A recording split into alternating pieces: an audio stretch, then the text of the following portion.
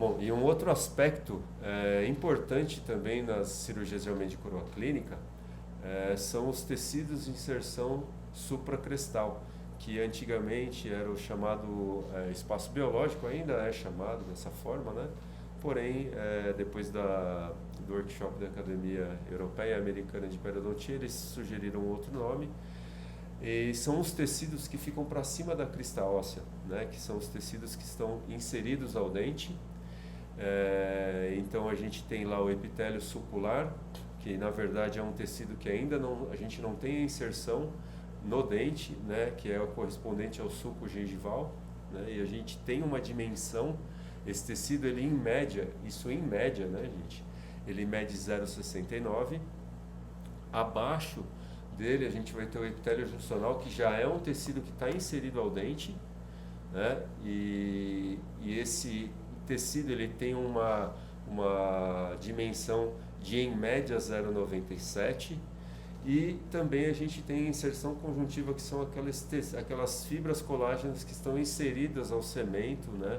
E ao esmalte dental, que tem ali uma medida de 1,04 em média. Então eu falei para vocês que isso é uma média, né? E assim, dependendo da situação clínica, da área, né, do fenótipo do paciente, às vezes paciente com fenótipos mais espessos, eles têm essas dimensões um pouco maior, né? Os pacientes com fenótipo mais fino, uma dimensão um pouco menor, mas o importante é que em média, se a gente analisar, somar essas medidas, a gente vai ter uma medida de 3 milímetros aproximadamente, né? Então o que isso quer dizer? Que da gengiva, da margem gengival até a crista óssea, a gente tem em média 3 milímetros. E isso é importante do ponto de vista cirúrgico, porque não adianta eu fazer uma gengivoplastia, por exemplo, remover o tecido gengival e deixar essa margem gengival com uma distância menor que 3 milímetros da crista óssea, porque daí eu vou ter uma recidiva dessa gengiva, porque o tecido gengival, isso anatomicamente falando, ele mede esses 3 milímetros.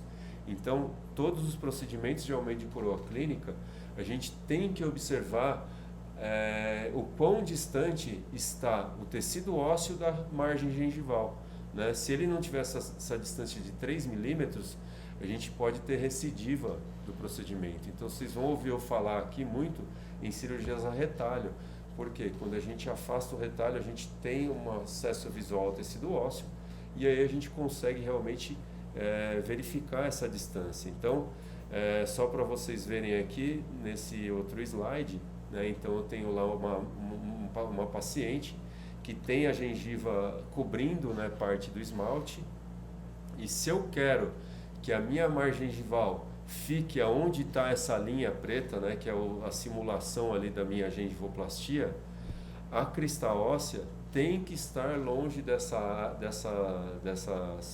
margem, né, dessa linha, 3 milímetros. Por quê? Eu vou ter ali depois a acomodação da margem gengival um pouquinho mais para apical, né, onde o epitélio do sulco, né, o epitélio juncional e a inserção conjuntivas vão ter espaço para se inserir um pouco mais para baixo, né? Então, na maioria das vezes, essas cirurgias a gente vai ter que mexer em tecido ósseo para que a gente consiga ter essa distância, né, de 3 milímetros da margem, para que a nossa nova margem consiga se acomodar um pouquinho mais para cima. Certo, gente? Então eu espero que vocês tenham gostado dessa aula e a gente se vê na próxima aula. Um abraço.